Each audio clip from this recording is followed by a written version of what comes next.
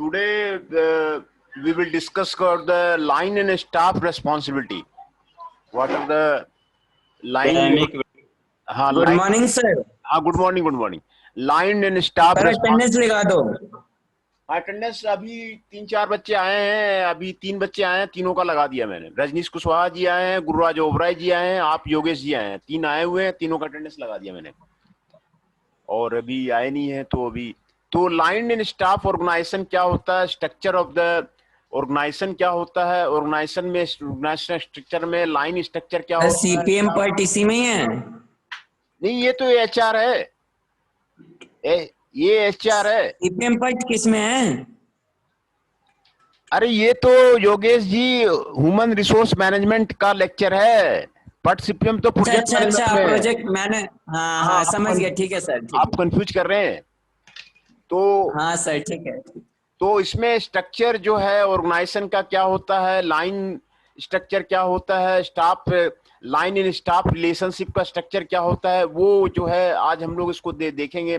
Organisation structure होता है, an organization structure represents the authority and responsibility relationship between the various positions in the organization by showing whom to report.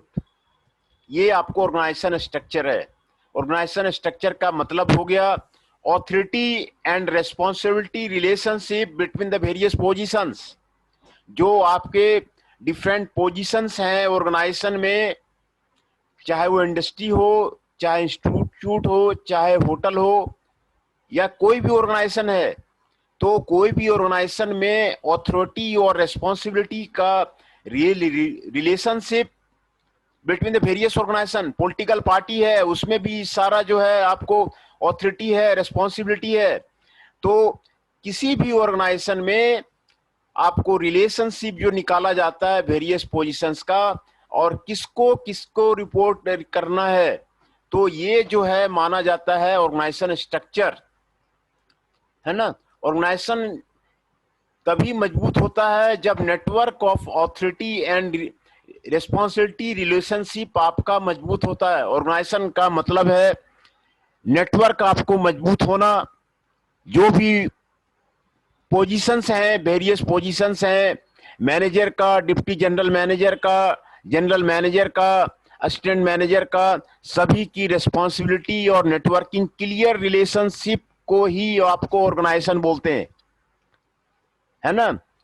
And authority and responsibility जो relationship है उसी को। तो organisation का significance क्या है, और ये what is the significance of the organisation here. Organization structure contributes in the following way. Functioning of the organization: clear cut authority responsibility relationship। जो अथॉरिटी जो है, क्लियर कट जो है, आपको जॉब एंड को क्या करना है, नहीं करना है, कौन क्या कर सकता है, ये आपको ऑर्गेनाइजेशन में क्लियर कट होना चाहिए कि कौन आदमी क्या कर सकता है, उसकी अथॉरिटी क्या है, रिस्पॉन्सिबिलिटी क्या है। It is who is to direct whom. ये आपको, ये सारे आपके इंडियन एसएमई में नहीं होते हैं, अथॉरिटी साइन नहीं करते हैं, इसी से फेल्योर होता है। आपको क्लियर कट पोजीशन कौन क्या कर सकता है, नहीं कर सकता है, ये आपको ऑर्गेनाइजेशन में होना चाहिए। तभी जो है आपका ऑर्गेनाइजेशन ठीक से काम करेगा। सारे ऑर्गेनाइजेशन में वो जो ऊपर वाले होते हैं उसी को ब्लेम करते रहते हैं। कोई क्लियर कट अथॉरिटी मैनेजर के पास, असिस्टेंट मैनेजर के पास, डिप्टी मैनेजर के पास, डिप्टी जनरल मैनेजर के पास नहीं होता है। तो ये क्लियर कट अथॉरिटी रिलेशनशिप होना चाहिए ऑर्गेनाइजेशन में। दूसरा, पैटर्न ऑफ कम्युनिकेशन क्लियर होना चाहिए। ये communication from whom to report, who will solve the problem, who will share the information, where the information will be shared, ये आपको बिल्कुल आपको क्लियर होना चाहिए। तो pattern of communication, horizontal communication है, वर्टिकल कम्युनिकेशन है, उसमें कोऑर्डिनेशन है, ये क्लियर कट आपको ऑर्गेनाइजेशन में होना चाहिए कि कौन कहां पर बैठा है, वो किसको कम्युनिकेट करेगा, who will solve the problem. दूसरा, location of decision centres, decision centre clear cut होना चाहिए ऑर्गेनाइजेशन का, who will take the decision. अभी इंडियन एसएमई में चले जाइए, वर्षों से डिसीजन लेने वाला कोई नहीं है। ये डिपार्टमेंटल स्टोर का कौन डिसीजन लेगा, सेल्स प्रमोशन का कौन डिसीजन लेगा, लीव प्राइसिंग का कौन डिसीजन लेगा, कोई जो है डिसीजन लेने वाला नहीं है। इसी से ऑर्गेनाइजेशन जो है आपका, इंडियन ऑर्गेनाइजेशन आपको फेल हो रहा है। कोई भी ऑयल रिफाइनरी है तो उसका प्रोडक्शन का, शेड्यूलिंग का, मेंटेनेंस का डिसीजन कौन लेगा, नहीं लेगा, लोकेशन ऑफ डिसीजन सेंटर होना चाहिए।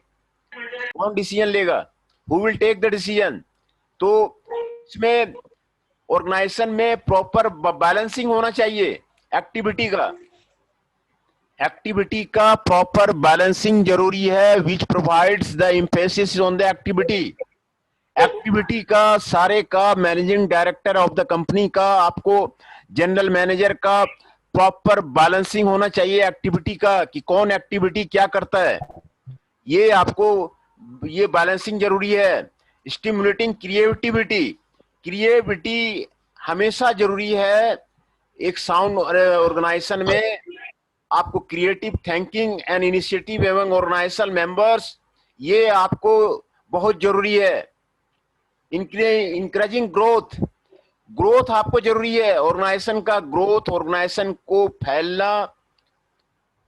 कल स्ट्रेटेजिक डिसीजन में भी यही चीज आपको बताया गया था कि भाई नए प्रोडक्ट लाना ये ऑर्गेनाइजेशन की रिस्पॉन्सिबिलिटी है। अमूल इंडिया तभी ग्रोथ करा जब कई प्रोडक्ट उसने मार्केट में लाए, तभी आपको ग्रोथ जो है आपको एक्वायर करना पड़ेगा। ऑर्गेनाइजेशन को एमआईएस आपका मजबूत होना चाहिए और वो धीरे धीरे एरिया जो है ऑर्गेनाइजेशन का ग्रोथ होता रहना चाहिए। एरिया आपको ग्रोथ होता ना चाहिए, ज्योग्राफिकली ग्रोथ होना चाहिए कि भाई ऑर्गेनाइजेशन कहाँ जा रहा है। तो ये आपको क्लियर ग्रोथ आपको ऑर्गेनाइजेशन स्ट्रक्चर से आपको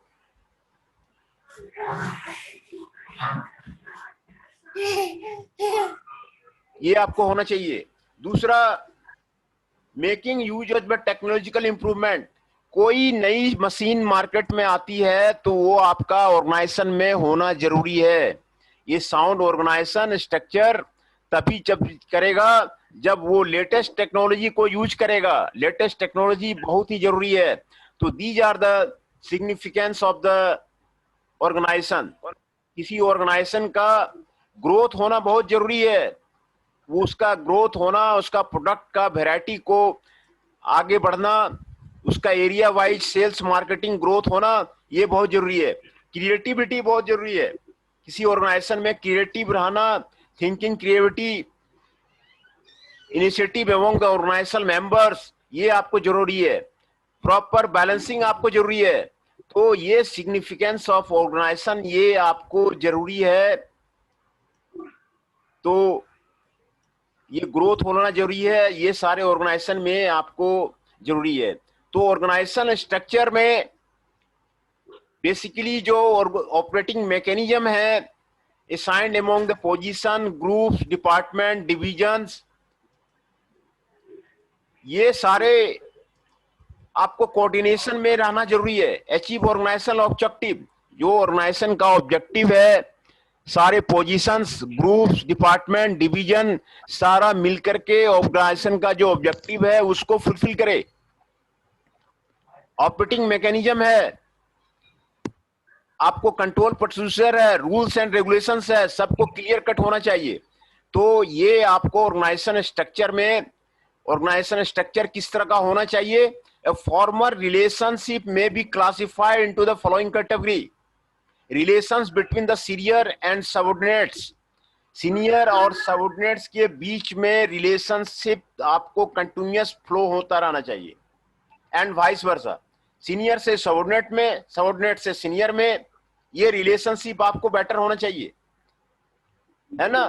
तो ये आपको ऑर्गेनाइजेशन स्ट्रक्चर में बता रहा है। Relation between the specialist positions and the line positions, ये आपको specialist positions and the line positions ये आपको क्लियर होना चाहिए। स्टाफ रिलेशंस, स्टाफ रिलेशंस बहुत महत्वपूर्ण है।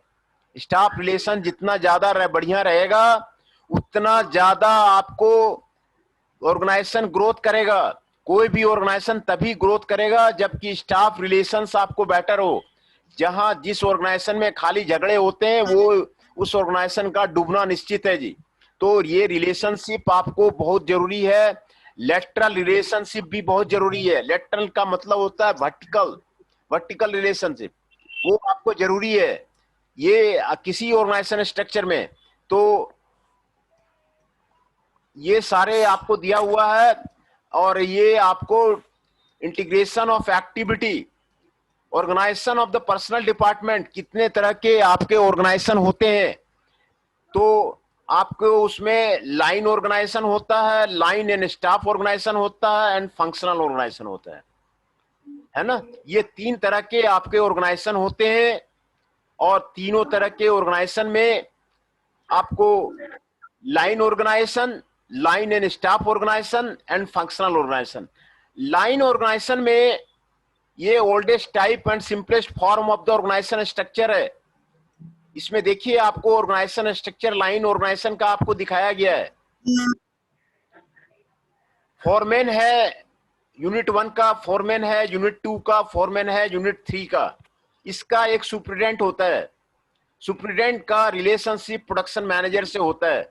प्रोडक्शन मैनेजर का रिलेशनशिप जनरल मैनेजर से होता है।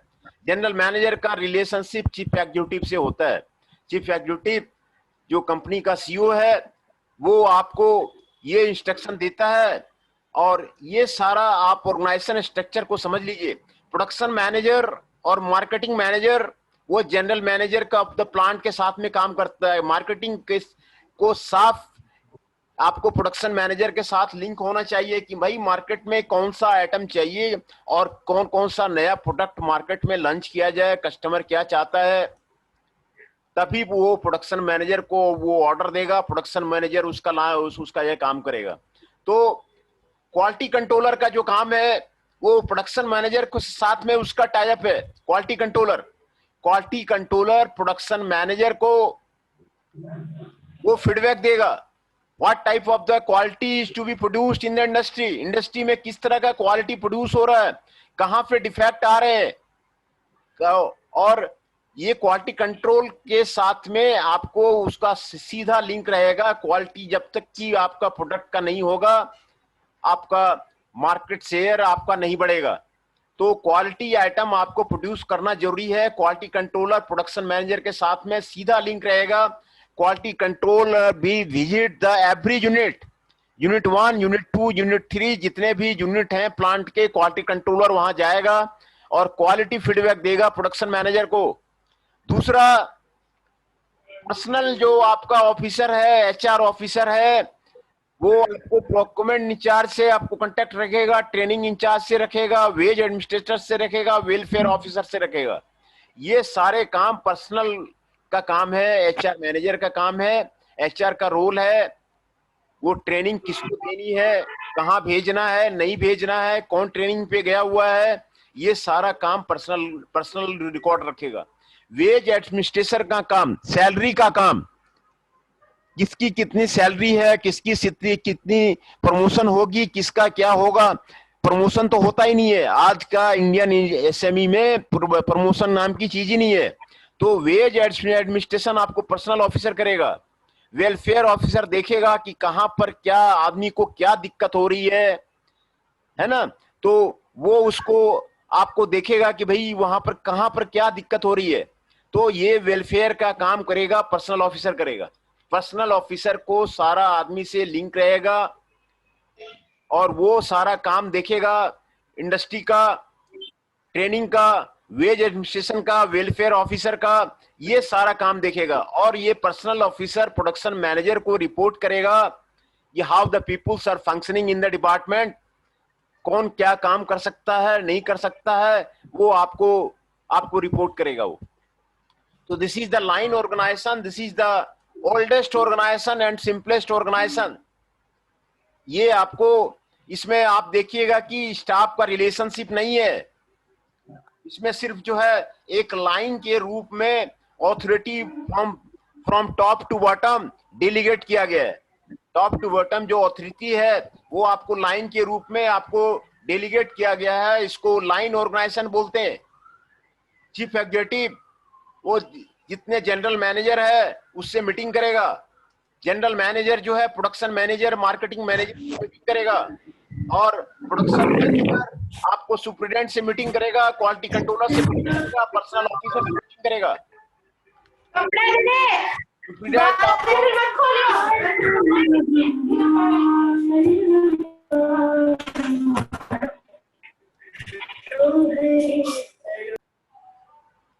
तो ये आपको उससे मीटिंग करेगा, तो सुपरिटेंडेंट से मीटिंग करेगा, सुपरिटेंडेंट फॉरमैन से मीटिंग करेगा। तो ये आपको लाइन ऑर्गेनाइजेशन आपको दिया हुआ है। जनरली कंपनी में लाइन ऑर्गेनाइजेशन हुआ करता है। तो ये आपको लाइन ऑर्गेनाइजेशन आपको क्लियर कट बता रहा है कि कहां पर जो है आपको इंटरप्राइज में यूनिटी ऑफ कमांड कैसे कैसे अथॉरिटी जो है वो आपको डेलीगेट होगा। दूसरा है लाइन एंड स्टाफ ऑर्गेनाइजेशन। ये देखिए लाइन एंड स्टाफ ऑर्गेनाइजेशन, इसमें रिलेशनशिप है हर एक स्टाफ का। देखिए ये स्टाफ रिलेशनशिप दिखा रहा है, ये लाइन ऑर्गेनाइजेशन दिखा रहा है। लाइन का मतलब है authority from top to bottom आपको डेलीगेट किया गया है। इसमें आपको लाइन स्ट्रक्चर का बेनिफिट तो है ही, एज वेल एज फंक्शनल का और एक्सपर्ट एडवाइस का भी जो है आपको बेनिफिट हो जाता है। तो इसको बोलते हैं लाइन इन स्टाफ ऑर्गेनाइजेशन। एक जनरल मैनेजर प्लांट का दूसरे जनरल मैनेजर प्लांट से वो डिस्कस करेगा, जनरल मैनेजर मार्केटिंग से डिस्कस करेगा, जनरल मैनेजर पर्सनल से डिस्कस करेगा, और ये जो है general manager deputy manager product 1, deputy manager product 2, कितने तरह के वैरायटी ऑफ प्रोडक्ट्स इंक्रीज करने हैं, क्या करने हैं, ये प्लान करेगा चीफ एग्जीक्यूटिव। जब तक इंडस्ट्री का ग्रोथ नहीं होता है तब तक जो है आपको इंडस्ट्री सक्सेसफुल नहीं माना जाता है। एक कंटिन्यूअस इंडस्ट्री चला आ रहा है, 20 साल से चला आ रहा है, उसकी ना तो बाउंड्री बढ़ी है, ना तो उसका प्रोडक्ट बढ़ा है, ना तो उसका स्टाफ बढ़ा है, तो वो आपको सक्सेसफुल ऑर्गेनाइजेशन नहीं कहा जाएगा। वो जो आपको सक्सेसफुल ऑर्गेनाइजेशन आपको नहीं कहा जाएगा। तो उसका जो है प्रोडक्ट आइटम बढ़ना चाहिए, मार्केटिंग एरिया बढ़ना चाहिए। तो आपको इसमें लाइन ऑन स्टाफ में आपको स्टाफ रिलेशनशिप क्लियर आपको दिखाया गया है कि इसमें दोनों एडवांटेजेस लिए गए हैं, स्टाफ के भी एडवांटेज लिया गया है और लाइन स्ट्रक्चर भी लिया गया है।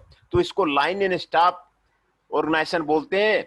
और line staff organisation, functional organisation तीसरा ग्रुप है, फंक्शनल ऑर्गेनाइजेशन।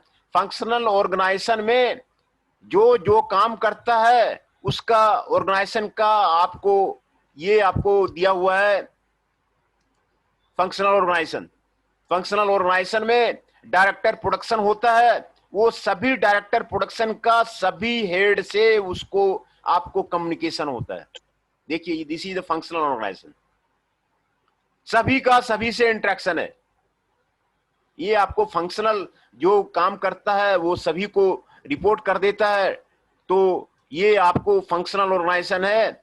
और फंक्शनल ऑर्गेनाइजेशन एक्टिविटी बेस्ड होता है। जो डिफरेंट फंक्शंस हैं, प्रोडक्शन का फंक्शंस है, मार्केटिंग का फंक्शंस है, फाइनेंस का फंक्शन है, पर्सनल का फंक्शन है, ये सारे का स्पेशलिस्ट होता है director personnel, director finance, director marketing, director production. और ये सारे डायरेक्टर सभी फंक्शंस को रिपोर्ट देखता है कि कहां पर क्या हो रहा है। देखिए सभी डायरेक्टर फाइनेंस भी जो है आपको हेड को चेक कर रहा है, इस डिवीजन हेड को चेक कर रहा है, इसके लिए कर रहा है। हाँ बताइए। Hello sir. हाँ बोलिए। सर मेरा नेट खत्म हो गया है सर। कितना रोल नंबर है? 146। 146। Yes sir. अब 146 ठीक है, मैं अटेंडेंस बना देता हूँ। सन्नी जी का अटेंडेंस में बना दिया 146। ठीक है सन्नी जी? ठीक है सर। मैंने बना दिया, पहले बना दिया। तो ये आपको फंक्शनल ऑर्गेनाइजेशन है। तो फंक्शनल ऑर्गेनाइजेशन में आपको साफ लिखा हुआ है कौन कौन से फंक्शंस ऑर्गेनाइजेशन में होते हैं, और उसके जो है रिलेवेंट डायरेक्टर होते हैं, स्पेशलिस्ट होते हैं, स्पेशलाइजेशन होता है, और वो जो स्पेशलाइजेशन है सभी काम को देखता है। हेड को देखता है, हेड डिवीजन 2 को देखता है, हेड डिवीजन 3 को देखता है, वो डायरेक्टर फाइनेंस को देखता है, डायरेक्टर पर्सनल को देखता है, डायरेक्टर मार्केटिंग को देखता है, डायरेक्टर प्रोडक्शन को देखता है, ये आपको देखता है। तो ये आपको चीफ एग्जीक्यूटिव काम करता है। तो इसमें आपको रूट क्लर्क होता है, टाइम एंड कॉस्ट क्लर्क होता है, गैंग बॉस होता है, रिपेयर बॉस होता है, इंस्पेक्टर होता है, ये सभी फंक्शंस जो है आपको वो देखता है। दूसरा, आपने लाइन ऑर्गेनाइजेशन देखा और लाइन इन स्टाफ ऑर्गेनाइजेशन देखा। लाइन ऑर्गेनाइजेशन और स्टाफ ऑर्गेनाइजेशन में क्या डिफरेंस है, क्या कंपैरिजन है, ये आपको यहां पर दिखाया गया है। Line refers to those positions which have the responsibility to achieving the primary objective of the organization. Line जो आपको सर दिखाई गई है, हाँ बोलिए। 143। 143। हाँ सर 22 हो गया ना, अटेंडेंस लगा दो। मैं सबका अटेंडेंस लगा देता हूं। मैं आपको 17 पार्टिसिपेंट आए हैं, सबका एक एक करके मैं आपको बता देता हूं, सबका अटेंडेंस लगा देता हूं।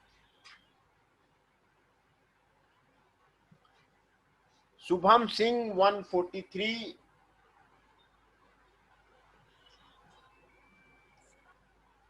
दीपक 110,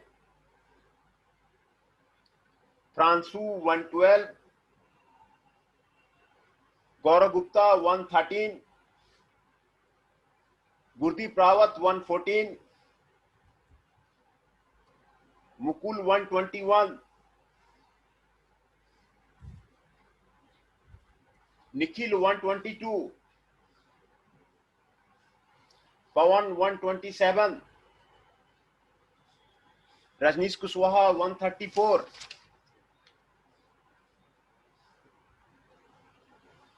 विशाल 148, योगेश 150,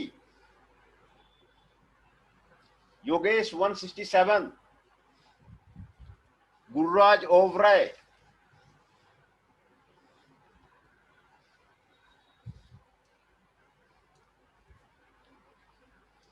हिमांशु 117,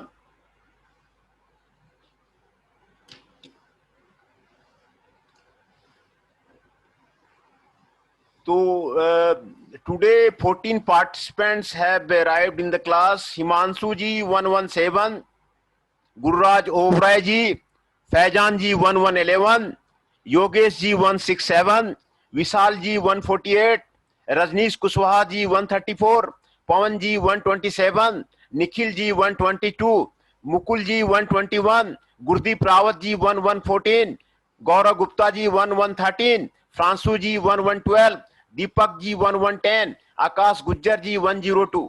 ये सारे क्लास में आए हुए हैं।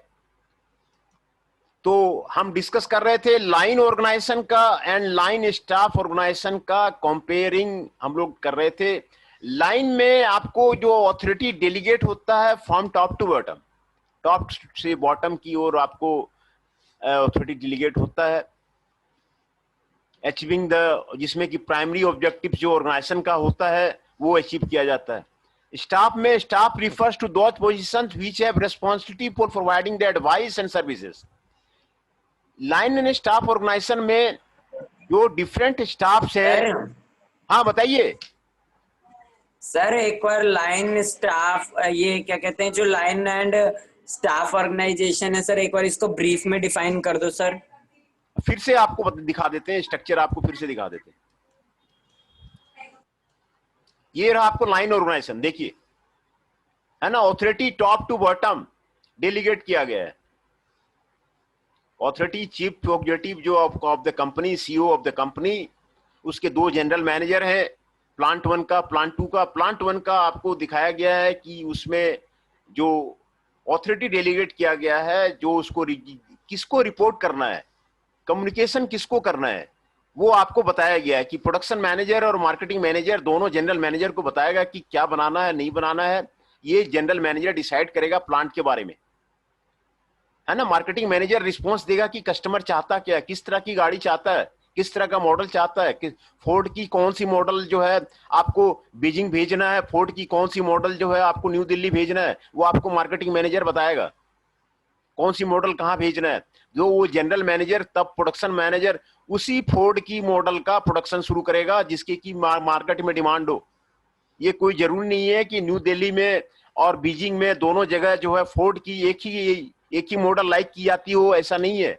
सबका अपना अपना चॉइस अलग होता है। तो जो जहां पर आपको डिमांड है, जनरल मैनेजर ये डिसाइड करेगा कि which type of the Ford car is to be produced, car किस तरह का प्रोड्यूस करना चाहिए, है ना।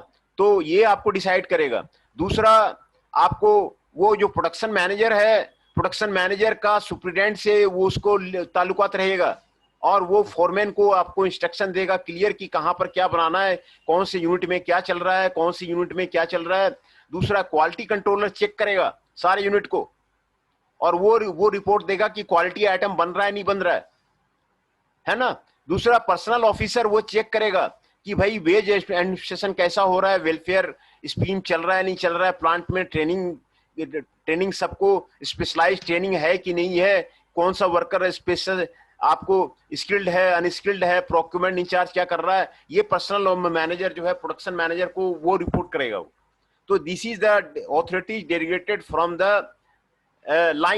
लाइन से आपको डेलीगेट किया गया है। देख रही है ना, फोरमैन को यहां रिपोर्ट करने की जरूरत नहीं है जनरल मैनेजर के पास में। फोरमैन को आपको पर्सनल ऑफिसर के पास आने की जरूरत नहीं है, ये सिर्फ यहीं पे रिपोर्ट करेगा, है ना। तो इसको बोलते हैं लाइन ऑथोरिटी। चीफ एग्जीक्यूटिव मिलेगा ही नहीं, ये फोरमैन से चीफ एग्जीक्यूटिव की मीटिंग ही नहीं है। आपको फोरमैन यूनिट 2 का से चीफ एग्जीक्यूटिव मिलेगा ही नहीं। ये आपको लाइन ऑर्गेनाइजेशन बोलता है कि आपको ये चीफ एग्जीक्यूटिव जो है ओवरऑल प्लांट का काम देखता है, तो वो उससे मिलेगा ही नहीं। तो दूसरा, स्टाफ ऑर्गेनाइजेशन में क्या होगा, स्टाफ से एडवाइस लिया जाएगा। There will be advice to be taken from the staff. ये सारे देखिए कि ये डॉटेड लाइन जो दिखाया गया है वो स्टाफ के लिए दिखाया गया है। जनरल मैनेजर वहां पर्सनल क्या कर रहा है, जनरल मैनेजर मार्केटिंग की क्या ऑब्जर्वेशन है, जनरल मैनेजर प्लांट 2 का क्या फीडबैक है, जनरल मैनेजर प्लांट 1 का क्या फीडबैक है। ये आपस में कम्युनिकेशन चलेगा, है ना। तो इसको बोलते हैं स्टाफ रिलेशनशिप। स्टाफ आपको एडवाइस देगा काम करने के लिए, क्या काम करना है नहीं करना है, इसमें वो आपको सभी से मिलेगा। तो इसको बोलते हैं स्टाफ रिलेशनशिप।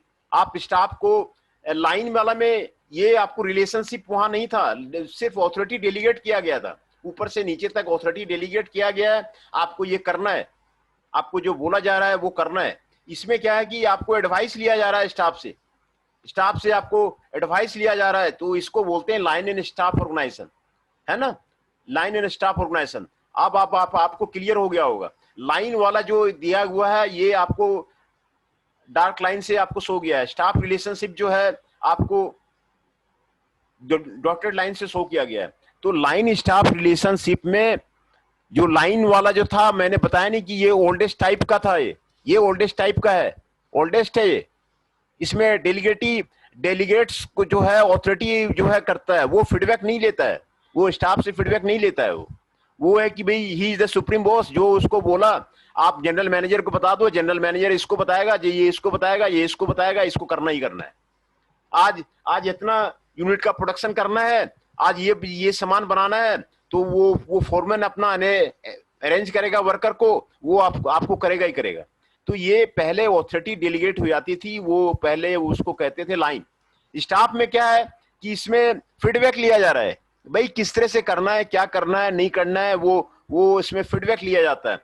तो ये आपको दोनों का बेनिफिट्स, एक तो लाइन स्ट्रक्चर का बेनिफिट मिल गया इसको, दूसरा एक्सपर्ट एडवाइस भी मिल गया, फंक्शनल का आपको एडवाइस भी मिल गया।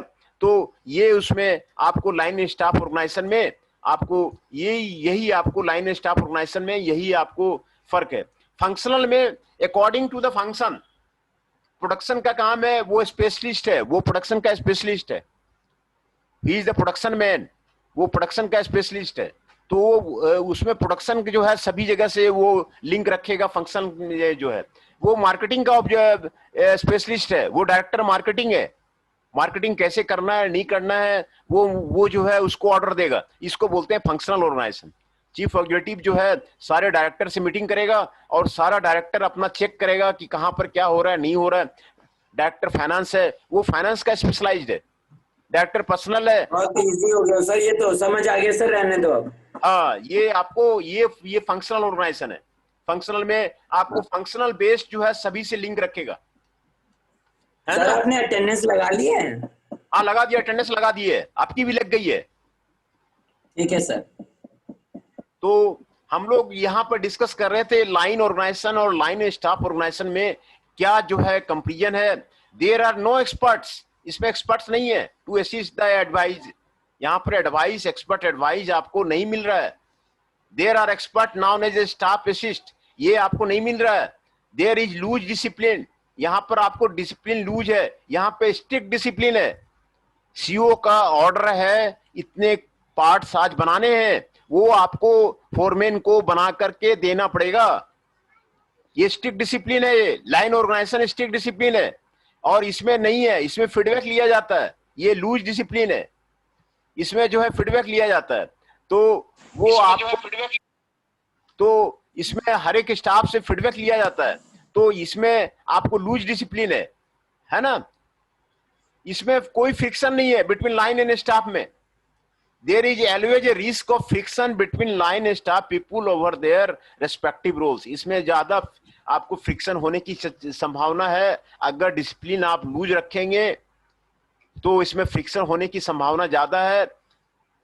तो लाइन एंड स्टाफ में तो ये यहाँ पे आपको बताया जा रहा है, इसमें नो फ्रिक्शन, कोई फ्रिक्शन नहीं है, इसमें मिलना ही नहीं है। जैसे मैंने दिखाया कि एक वर्कर सीईओ कंपनी के सीईओ से मिल ही नहीं सकता, वो वहां पर उसको जो बताया गया है वही करना है। तो नो फ्रिक्शन, यहाँ पे कोई फ्रिक्शन नहीं है। यहाँ पर जो है always a risk of friction.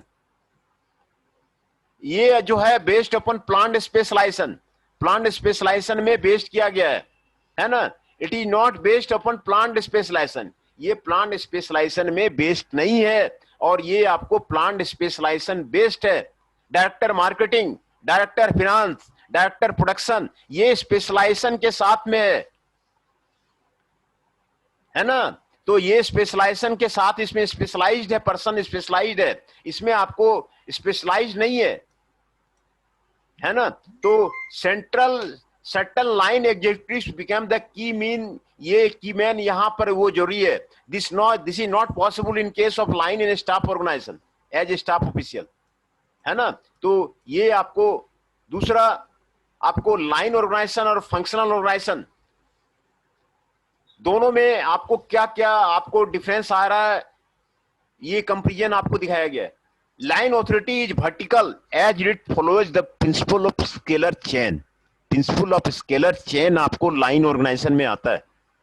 Scalar chain from top to bottom, आपको स्केलर चेन जो है वो आपको लगता है, और लाइन ऑफ ऑथोरिटी आता है, वर्टिकल आता है, ये आपको स्केलर चेन है फ्रॉम टॉप टू बॉटम। दूसरा, फंक्शनल में line of authority is functional और डायगोनल है। इसका जो फंक्शनल मैनेजर ऑथोरिटी है over his functions where it is perform, ये ऑथोरिटी उसका फंक्शनल है, डायगोनल है। तो ये आपको फंक्शनल और डायगोनल वो आपको चेक करना पड़ता है। Line managers are generalist, line manager जो है आपको जनरलिस्ट है, वो आपको जनरल है। Functional managers are specialist, functional manager एक काम में आपको मार्केटिंग का कर रहा है तो मार्केटिंग का स्पेशलिस्ट है, वो मार्केटिंग के बारे में सारी जानकारी है उसे, तो फंक्शनल मैनेजर आपको वो स्पेशलिस्ट है। And there is unity of command is there, unity of command यहाँ पर है, यहाँ पर unity of command is not followed, unity of command इसमें आपको फॉलो नहीं किया गया है। Pawan ji 127 is entering now. ये उसमें आपको फंक्शनल मैनेजर्स, आपको स्पेशलिस्ट, ये आपको स्पेशलिस्ट है। यूनिटी ऑफ कमांड इसमें इज नॉट फॉलोड, यहाँ यूनिटी ऑफ कमांड फॉलो किया गया है, स्ट्रिक्ट डिसिप्लिन रखा गया है, यहाँ पर लूज डिसिप्लिन है। It is suitable for large scale operations, it is suitable for the small scale operations. ये जो है line organisation small scale operation में सक्सेसफुल है। और ये जो है आपको लार्ज स्केल ऑपरेशन में आपको ज्यादा सक्सेसफुल है। तो मैं आपको एक बार फिर आपको सारा अटेंडेंस मैं आपको बता देता हूं। गुरुराज ओबराय जी, आकाश गुज्जर जी 102,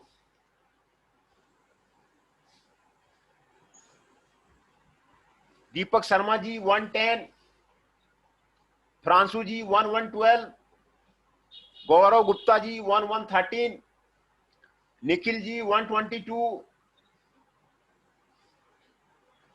पवन जी 127,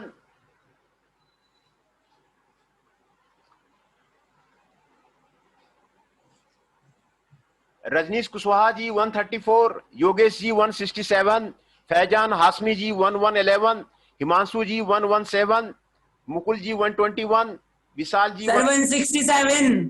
अब 167 हो गया। ठीक है सर।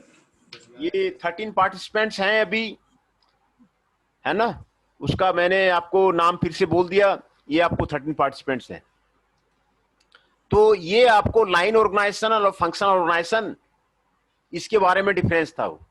तो ये दोनों आप डिफरेंस कंपेरिजन, आप line organisation, line staff organisation, line and functional organisation, इसको समझ लीजिए। जो ऑर्गेनाइजेशन स्ट्रक्चर है किस तरह का रखना है, उसमें आपको उसी से पता चल मनोज जाता है। सर। हाँ बताइए। सर मैं कह रहा हूँ सर 167 बोल रहा हूँ सर। मैं ये कह रहा हूँ कि सर मैं ना नेक्स्ट क्लास में आ नहीं पाऊंगा एक्चुअली सर, मेरे घर में ना अर्जेंट काम है। तो सर प्लीज मेरी अटेंडेंस मार्क कर देना। अच्छा ठीक है, कर देंगे कर देंगे कर देंगे। सर 167 सर अभी कर दो सर, फिर भूल मत जाना सर। हाँ ठीक है, मैं कर दे रहा हूँ, अभी अभी कर दे रहा हूँ आप। ठीक है sir, okay thank you sir.